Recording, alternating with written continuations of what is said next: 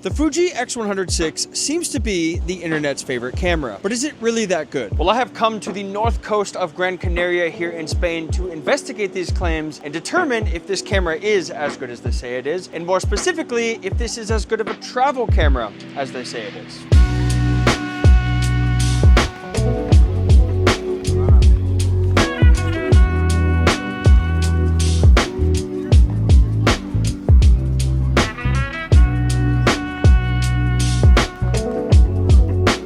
Now, just so we're clear, I have had this camera for well over a year since its release date, and I love this camera, but for me, it served a very specific purpose, and that is just an everyday personal camera that I take with me and I just shoot my everyday life with. But for more serious photography or travel photography, I use my Sony because that's the camera that just doesn't get in the way and it allows me to capture anything that I want. But recently, I've been curious and I asked myself, is the Fuji X100VI enough? If I went on a trip and I only had the Fuji X100VI, would I be able to capture the shots that I want to capture? Well, I have been shooting like crazy with this camera over the last few days, shooting photos, shooting videos, and I definitely have some thoughts on it. Now, I'm going to try and show you guys a lot of photos from this trip here in the Gran Canaries, and I'm going to show you both the Fuji JPEGs using the Portra 400V2 recipe, and also the RAWs edited with my presets. If you guys do want to check out my Film Vibes preset pack, which I use to edit all those images, I'll put a link down in the description. They are currently on sale. By the way, James is also doing a video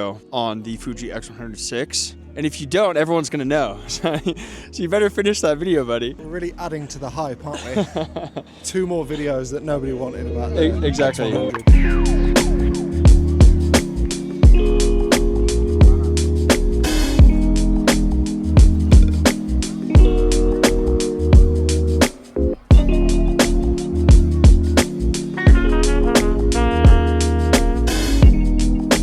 But before we jump into the nitty-gritty of this specific camera, I want to talk about what actually makes a travel camera good. And I think there's a few key categories that we need to consider. Number 1 is the size of the camera. Is it a camera that you're actually going to take on your trip because it's easy to shoot with, it's nice and small, it fits in your bag, and it doesn't get in the way? Of course, we have to consider image quality as well. How do those photos look? Are they high quality? If you're shooting in JPEG, do the JPEGs look good? If you're shooting in RAW, are they easy to work with, etc.? And for those of you that like to shoot video, well, we need to consider video quality as well. Now, third, we need to consider versatility. How versatile is that camera? Can you use it in a ton of scenarios? Is it good for landscape photography, street photography, portrait photography? How many scenarios can you legitimately use it in? And last, but certainly not least, and this might be the most important factor, and that is the fun factor. How fun is it actually to shoot with that camera? Is it a camera that you reach for because you just absolutely love shooting with it? These are all things that we're going to talk about in the context of the Fuji X100VI. But first, let's take some photos.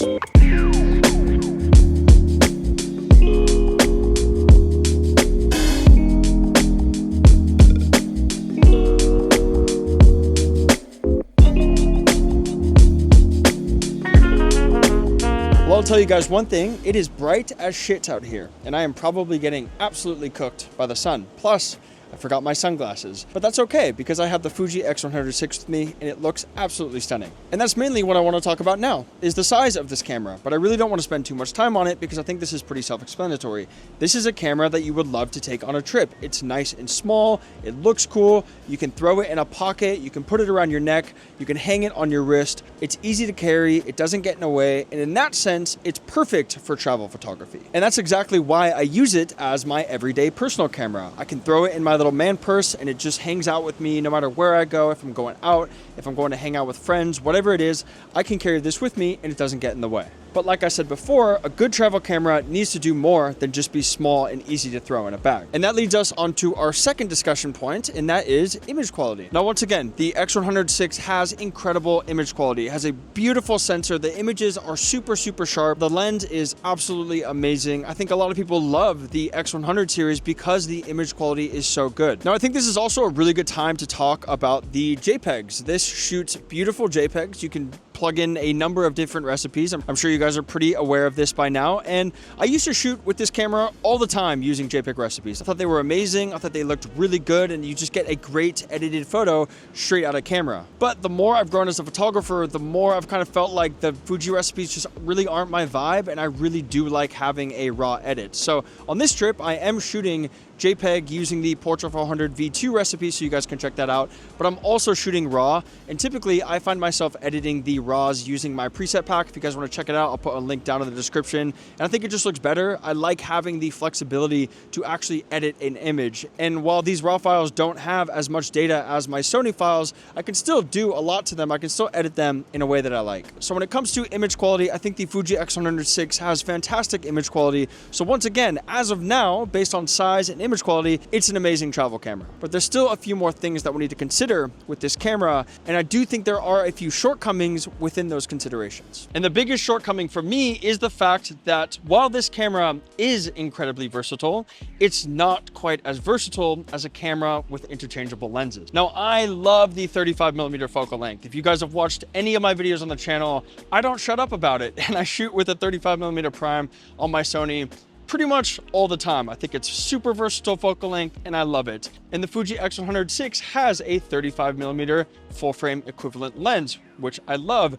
But when it comes to travel photography, I do like to have a little bit more versatility. I like to shoot all kinds of things. I shoot landscapes, I shoot street photography, I shoot portraits, I shoot food.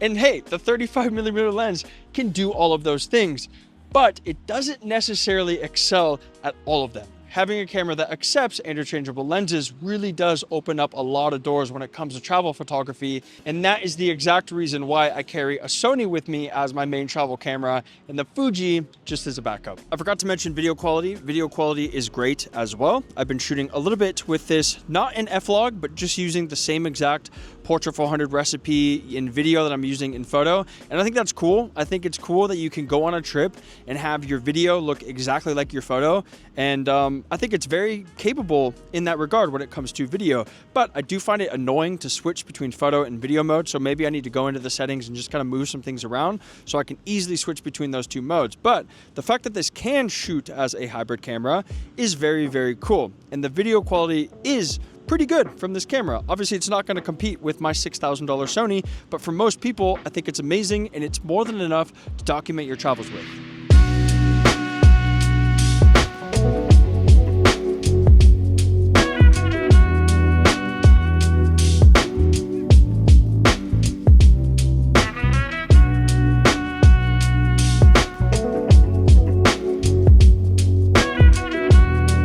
Well, I'm not going to lie to you guys. I have had a few beers, and I'm not really sure kind of where I left off with what I was talking about before, but there are still a few things that I want to talk about with this camera. And the first one is the autofocus. And this is something that I've actually found quite frustrating with the X100VI. Most of the time, it seems to work pretty well. I use single shot autofocus, it focuses, and it's not a big problem. But if there's ever just a plain white surface or a plain black surface and there's no contrast, good luck focusing on that subject. This has happened to me multiple times on this trip, and while it's not a complete game changer, it is pretty annoying, especially when I compare it to something like my Sony that just focuses. I don't have to think about it. This camera just focuses immediately on whatever I point it at. It's super quick and it just stays out of the way. And that's something that I really want out of a travel camera. I don't want it to get in the way of my experience of travel.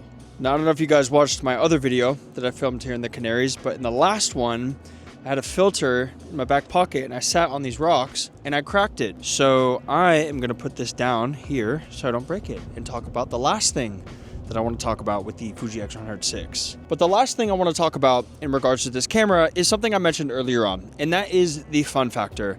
And I can't deny, despite all of its shortcomings, this camera is fun to shoot with. And I think a big reason for that is because it's small and it stays out of the way. But I also love that it does have the Fuji JPEGs. I think that's super relevant for a lot of people, and I love just easily moving those photos from my camera to my phone and posting those on my Instagram story. It's just a really simple and fun camera to shoot with. And I think a lot of people, when they're going out and traveling, that's exactly what they want. And for that reason, I think this is an incredible travel camera. For the majority of people out there, they will be more than happy with this camera. But for those of you that are really focused on photography, you really want the versatility, you want the quick autofocus because you never want to miss a shot, you want the option to shoot with more lenses, you do want a full frame sensor, which is better in low light, then something like a Sony system is going to suit you better in those situations. And that's why me personally, I don't think I'll ever leave the Sony ecosystem as my main photography camera, especially when it comes to travel. Are the Sony cameras sexy and fun to shoot with like Fuji's or Leicas?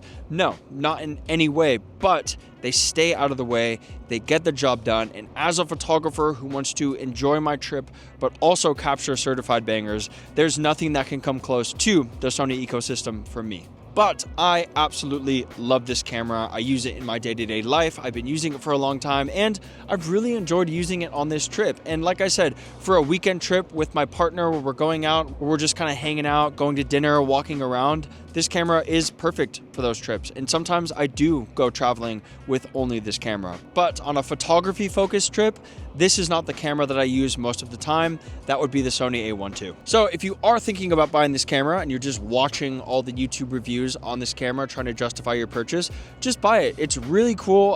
I really enjoy shooting with it, and it definitely does serve a purpose in my setup. Even though I have a $6,000 camera, I still shoot with this thing all the time because it is really cool. I love that it's small. I love that it shoots JPEGs, and it just does a lot of things better than the Sony does. And I really do hope that this video was helpful for you guys in some way or another.